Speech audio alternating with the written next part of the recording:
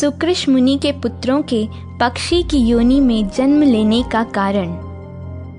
मार्कंडेय जी कहते हैं, जैमिने अरिष्टनेमि के पुत्र पक्षीराज गरुड़ हुए। गरुड़ के पुत्र संपाति के नाम से विख्यात हुए। संपाति का पुत्र शूरवीर सुपार्श्व था। सुपार्श्व का पुत्र कुंभी और कुंभी का पुत्र प्रलोलुप हुआ। उसके भी 2 पुत्र हुए। उनमें एक का नाम कंक और दूसरे का नाम कंधर था। कंधर के ताक्षी नाम की कन्या हुई, जो पूर्व जन्म में श्रेष्ठ अप्सरा वपु थी और दुर्वासा मुनि की शापाग्नि से दग्ध हो पक्षिणी के रूप में प्रकट हुई थी। मंदपाल पक्षी के पुत्र द्रोण ने कंधर की अनुमति से उस कन्या के साथ विवाह किया। कुछ काल के अनंतर ताक्षी गर्भवती हुई। उसका गर्भ अभी 3.5 महीने का ही था कि वह कुरुक्षेत्र में गई। वहां कौरव और पांडवों में बड़ा भयंकर युद्ध छिड़ा हुआ था। भवितव्यातवश वह पक्षिणी उस युद्ध क्षेत्र में प्रवेश कर गई। वहां उसने देखा भगदत्त और अर्जुन में युद्ध हो रहा है। सारा आकाश टिड्डियों की भांति बाणों से खचाखच भर गया है। इतने में ही अर्जुन के धनुष से छूटा हुआ एक बाण बड़े वेग से उसके समीप आया और उसके पेट में घुस गया। पेट फट जाने से चंद्रमा के समान श्वेत रंग वाले 4 अंडे पृथ्वी पर गिरे, किंतु उनकी आयु शेष थी, अतः वे फूट न सके, बल्कि पृथ्वी पर ऐसे गिरे मानो रुई के ढेर पर पड़े हों। उन अंडों के गिरते ही भगदत्त के सुप्रतीक नामक गजराज की पीठ से एक बहुत बड़ा घंटा भी टूट कर गिरा, जिसका बंधन बाणों के आघात से कट गया था। यद्यपि वह अंडों के साथ ही गिरा था, तथापि उन्हें चारों ओर से ढकता हुआ गिरा और धरती में थोड़ा थोड़ा धंस भी गया। युद्ध समाप्त होने पर जहाँ घंटे के नीचे अंडे पड़े थे, उस स्थान पर शमीक नाम के एक संयमी महात्मा गए। उन्होंने वहां चिड़ियों के बच्चों की आवाज सुनी। यद्यपि उन सबको परम विज्ञान प्राप्त था, तथापि नीरे बच्चे होने के कारण अभी वे स्पष्ट वाक्य नहीं बोल सकते थे। उन बच्चों की आवाज से शिष्यों सहित महर्षि शमीक को बड़ा विस्मय हुआ और उन्होंने घंटे को उखाड़कर उसके भीतर पड़े हुए उन माता पिता और पंख से रहित पक्षी शावकों को देखा।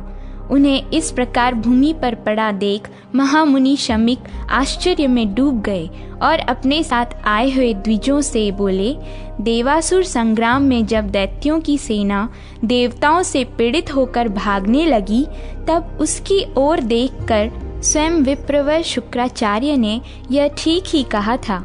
ओ कायरों, क्यों पीठ दिखाकर जा रहे हो? न जाओ, लौट आओ।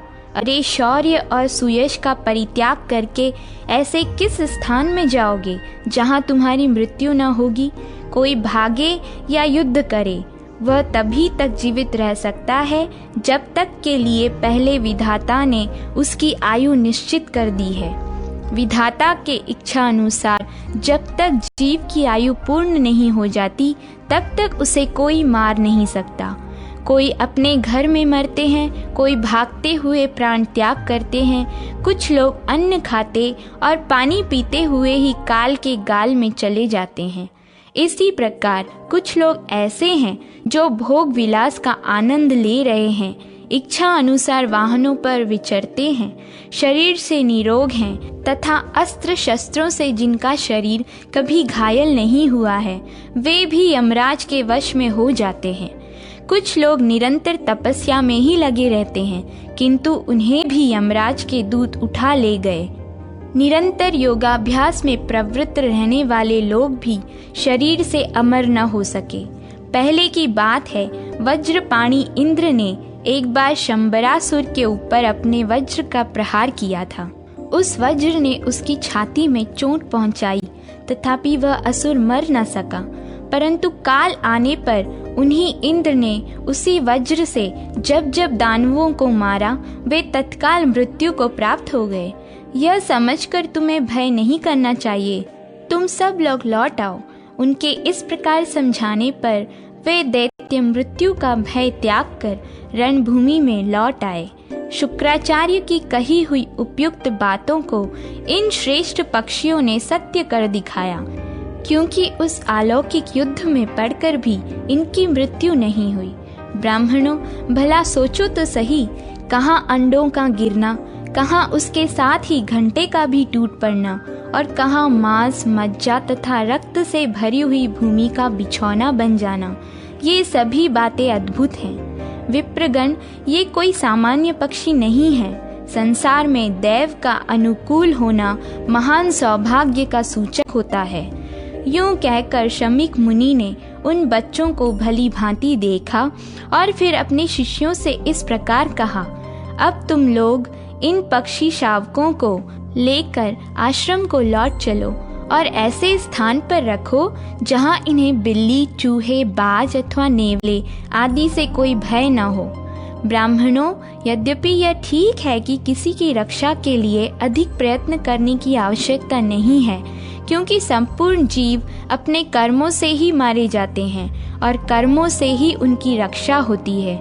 ठीक उसी प्रकार जैसे इस समय ये पक्षी शावक इस युद्ध भूमि में बच गए हैं, तथापि सब मनुष्यों को सभी कार्यों के लिए यत्न अवश्य करना चाहिए, क्योंकि जो पुरुषार्थ करते हैं वह सत्पुरुषों की निंदा का पात्र नहीं होता। मुनिवर शमीक के इस प्रकार कहने पे वे मुनि कुमार उन पक्षियों को लेकर अपने आश्रम को चले गए, जहाँ भांति भांति के वृक्षों की शाखाओं पर बैठे हुए भंवरे फलों का रस ले रहे थे और अनेक तपस्वियों के रहने से जहाँ की रमणीयता बहुत बढ़ गई थी। विप्रवर जैमिने, मुनि श्रेष्ठ शमीक प्रतिदिन अन्न और जल देकर तथा सब प्रकार से रक्षा की व्यवस्था करके उन बच्चों का पालन पोषण करने लगे। एक ही महीना बीतने पर वे पक्षियों के बच्चे आकाश में इतने ऊंचे उड़ गए जितने पर सूर्य के रथ के आने जाने का मार्ग है। उस समय आश्रमवासी मुनि कुमार कौतूहल भरे चंचल नेत्रों से उन्हें देख रहे थे। उन पक्षी शावकों ने नगर, समुद्र और बड़ी बड़ी नदियों सहित पृथ्वी को वहां से रथ के पहिए के बराबर देखा और फिर आश्रम पर लौट आए। तिर्यक योनि में उत्पन्न हुए वे महात्मा पक्षी अधिक उड़ने के कारण परिश्रम से थक गए थे। एक दिन महर्षि शमीक अपने शिष्यों पर कृपा करने के लिए उन्हें धर्म के तत्व का उपदेश कर रहे थे।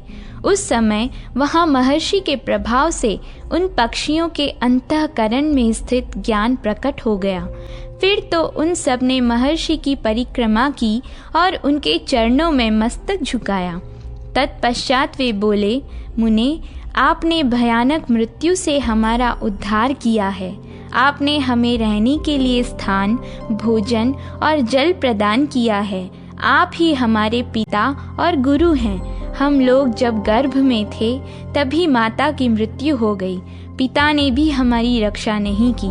आपने ही पधार कर हमें जीवन दान दिया और शैशव अवस्था में हम लोगों की रक्षा की है। हम कीड़ों की तरह सूख रहे थे। आपने हाथी के घंटे को उठाकर हमारे संकट का निवारण किया है। अब हम बड़े हो गए हैं, हमें ज्ञान भी हो गया, अतः आज्ञा दीजिए, हम आपकी क्या सेवा करें। महर्षि शमीक अपने पुत्र शंगी ऋषि तथा समस्त शिष्यों से घिरे हुए बैठे थे। उन्होंने जब उन पक्षी शावकों की यह शुद्ध संस्कृतमयी स्पष्ट वाणी सुनी तब उन्हें बड़ा कौतूहल हुआ। उनके शरीर में रोमांच हो आया। उन्होंने पूछा, बच्चों, तुम ठीक ठीक बताओ, तुम्हें किस कारण से ऐसी वाणी प्राप्त हुई है? पक्षियों का रूप और मनुष्य किसी वाणी प्राप्त होने का यह क्या रहस्य है? पक्षी बोले, मुनिवर, प्राचीन काल में विपुल स्वान नामक एक श्रेष्ठ मुनि रहते थे, जिनके 2 पुत्र हुए, सुकृश और तुम्बुरु। सुकृश अपने चित्त को वश में रखने वाले महात्मा थे। उन्हीं से हम 4 पुत्रों का जन्म हुआ है। हम सब लोग विनय, सदाचार एवं भक्तिवश सदा विनीत भाव से रहते थे। पिताजी सदा तपस्या में संलग्न रहते और इंद्रियों को काबू में रखते थे।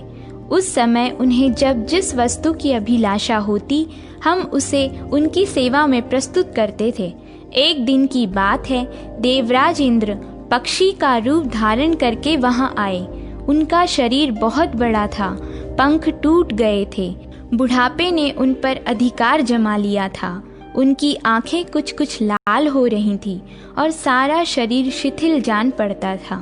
वे सत्य, शौच और क्षमा का पालन करने वाले अत्यंत उदार चित्त महात्मा मुनि श्रेष्ठ सुकृष्ण की परीक्षा लेने आए थे।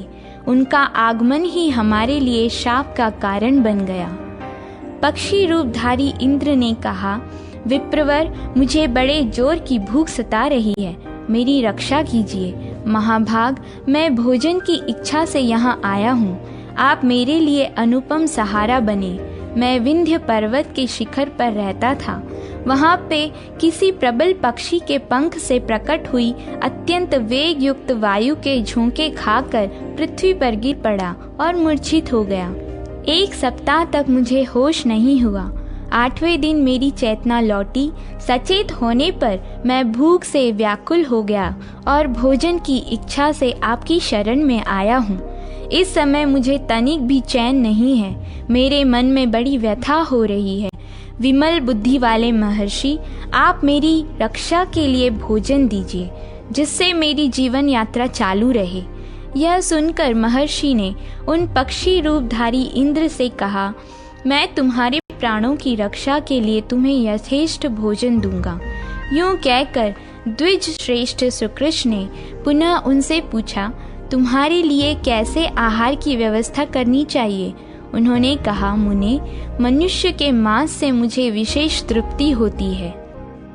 ऋषि ने कहा, अरे कहाँ मनुष्य का मांस और कहाँ तुम्हारी वृद्धावस्था? जान पड़ता है जीव की दूषित भावनाओं का सर्वथा अंत कभी नहीं होता। अथवा मुझे यह सब कहने की क्या आवश्यकता? जिसे देने की प्रतिज्ञा कर ली गई उसे सदा देना ही चाहिए। मेरे मन में सदा ऐसा ही भाव रहता है।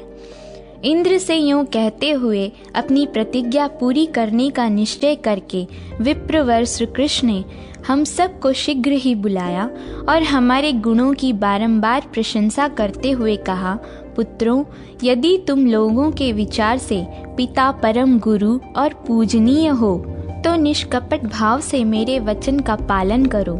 उनकी यह बात सुनते ही हम सब लोगों ने बड़े आदर के साथ कहा, पिताजी, आप जो कुछ भी कहेंगे, जिस कार्य के लिए भी हमें आज्ञा देंगे, उसे हमारे द्वारा पूर्ण किया हुआ ही समझिए।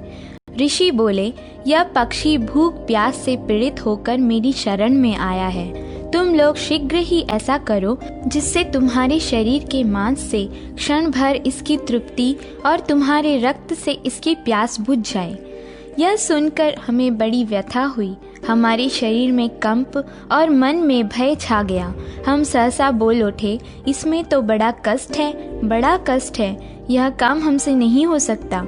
कोई भी समझदार मनुष्य दूसरे के शरीर के लिए अपने शरीर का नाश अथवा वध कैसे करा सकता है?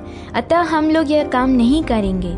हमारी ऐसी बातें सुनकर वे मुनि क्रोध से जल उठे और अपनी लाल लाल आंखों से हमें दग्ध करते हुए से पुनः इस प्रकार बोले, अरे मुझसे इसके लिए प्रतिज्ञा करके भी तुम लोग यह कार्य नहीं करना चाहते। अतः मेरे शाप से दग्ध होकर तुम लोग पक्षियों की योनि में जन्म लोगे। हमसे यूं कहकर उन्होंने शास्त्र के अनुसार अपनी अंत्येष्टि क्रिया की, अर्धदेहिक संस्कार की विधि पूर्ण की। इसके बाद वे उस पक्षी से बोले, खग श्रेष्ठ, अब तुम निश्चिंत होकर मुझे भक्षण करो। मैंने अपना यह शरीर तुम्हें आहार के रूप में समर्पित कर दिया है। पक्षीराज, जब तक अपने सत्य का पूर्ण रूप से पालन होता रहे, यही ब्राह्मण का ब्राह्मणत्व कहलाता है। ब्राह्मण दक्षिणायुक्त यज्ञों अथवा अन्य कर्मों के अनुष्ठान से भी वह महान पुण्य नहीं प्राप्त कर सकते जो उन्हें सत्य की रक्षा करने से प्राप्त होता है। महर्षि का यह वचन सुनकर पक्षी रूपधारी इंद्र के मन में बड़ा विस्मय हुआ। वे अपने देव रूप में प्रकट होकर बोले, विप्रवर, मैंने आपकी परीक्षा के लिए यह अपराध किया है। शुद्ध बुद्धि वाले महर्षि, आप इसके लिए मुझे क्षमा करें। बताइए, आपकी क्या इच्छा है जिसे मैं पूर्ण करूं? अपने सत्य वचन का पालन करने से आपके प्रति मेरा बड़ा प्रेम हो गया है। आज से आपके हृदय में इंद्र संबंधी ज्ञान प्रकट होगा। अब आपकी तपस्या और धर्म में कोई विघ्न नहीं उपस्थित होगा। यूं कहकर जब इंद्र चले गए, तब हम लोगों ने क्रोध में भरे हुए महामुनि पिताजी के चरणों में मस्तक रखकर प्रणाम किया और इस प्रकार कहा, तात, हम मृत्यु से डर रहे थे। महामते, आप हम दीनों के अपराध को क्षमा करें। हम लोगों को जीवन बहुत ही प्रिय है। चमड़े, हड्डी और मांस के समूह तथा पीप और रक्त से भरे हुए इस शरीर में जहाँ हमें तनिक भी आसक्ति नहीं रखनी चाहिए, वहीं हमारी इतनी आसक्ति है। महाभाग, काम, क्रोध आदि दोष जीव के प्रबल शत्रु हैं। इनसे विवश होकर यह लोक जिस प्रकार मोह के वशीभूत हो जाता है, उसे आप सुने। यह शरीर एक बहुत बड़ा नगर है। प्रज्ञा ही इसकी चार दीवारी है। हड्डियां ही इसमें खंबे का काम देती हैं। चमड़ा ही इस नगर की दीवार है और समूचे नगर को रोके हुए है। मांस और रक्त के पंख का इस पर लेप चढ़ा हुआ है। इस नगर में 9 दरवाजे हैं। इसकी रक्षा में बहुत बड़ा प्रयास करना होता है।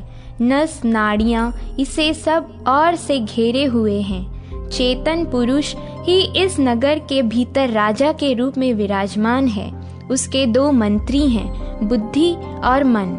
वे दोनों परस्पर विरोधी हैं और आपस में वैर निकालने के लिए दोनों ही यत्न करते रहते हैं। 4 ऐसे शत्रु हैं जो उस राजा का नाश करते हैं। उनके नाम हैं काम, क्रोध, लोभ और मोह। जब राजा उन 9 दरवाजों को बंद किए रहता है, तब उसकी शक्ति सुरक्षित रहती है और वह सदा निर्भय बना रहता है। वह सबके प्रति अनुराग रखता है, अतः शत्रु उसका पराभव नहीं कर पाते। परंतु जब वह नगर के सब दरवाजों को खुला छोड़ देता है, तब उस समय राग नामक शत्रु नेत्र आदि द्वारों पर आक्रमण करता है।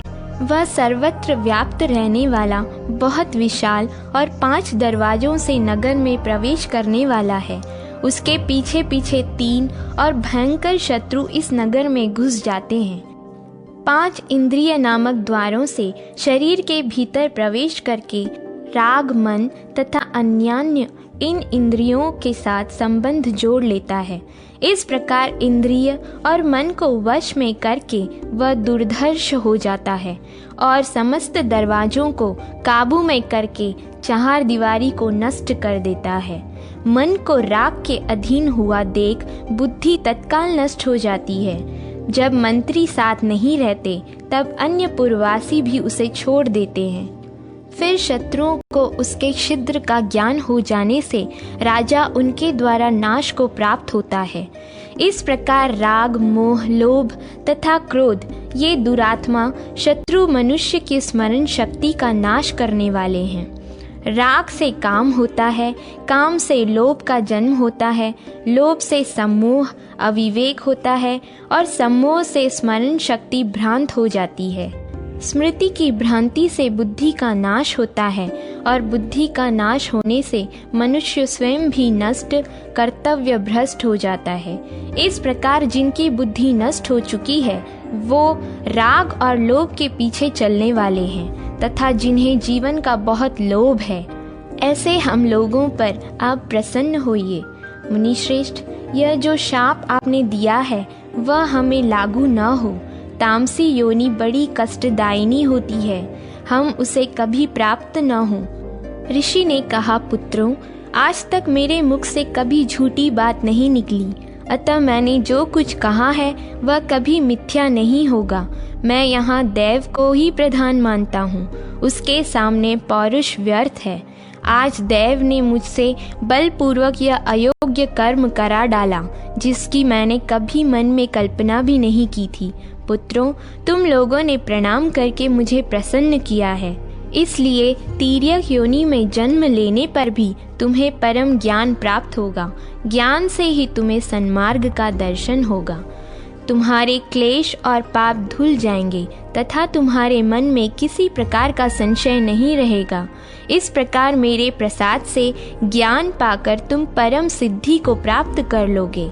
भगवान, इस प्रकार पूर्व काल में दैववश पिता ने हमें शाप दे दिया। तब से बहुत काल के बाद हम दूसरी योनि में आए, युद्ध भूमि में उत्पन्न हुए और फिर आपके द्वारा हम लोगों का पालन हुआ है। द्विज श्रेष्ठ, यही हमारे पक्षी योनि में आने की कहानी है। संसार में कोई भी जीव ऐसा नहीं है जिसे देव के द्वारा बाधा न पहुंचती हो, क्योंकि समस्त जीव जंतुओं की चेष्टा देव के ही अधीन है। मार्कंडेय जी कहते हैं, उनकी बात सुनकर महाभाग शमीक मुनि ने अपने पास बैठे हुए द्विजों से कहा, मैंने तुम लोगों को पहले ही बताया था कि ये साधारण पक्षी नहीं हैं, कोई श्रेष्ठ द्विज हैं जो कि अलौकिक युद्ध में जन्म लेकर भी मृत्यु को प्राप्त नहीं हुए। तदनंतर महात्मा शमीक ने अत्यंत प्रसन्न होकर उन्हें जाने की आज्ञा दे दी। फिर वे वृक्षों और लताओं से सुशोभित पर्वतों में श्रेष्ठ विंध्यगिरि पर चले गए। तब से आज तक वे धर्मात्मा पक्षी तपस्या और स्वाध्याय में संलग्न हो समाधि के लिए दृढ़ निश्चय करके उस पर्वत पर ही निवास करते हैं।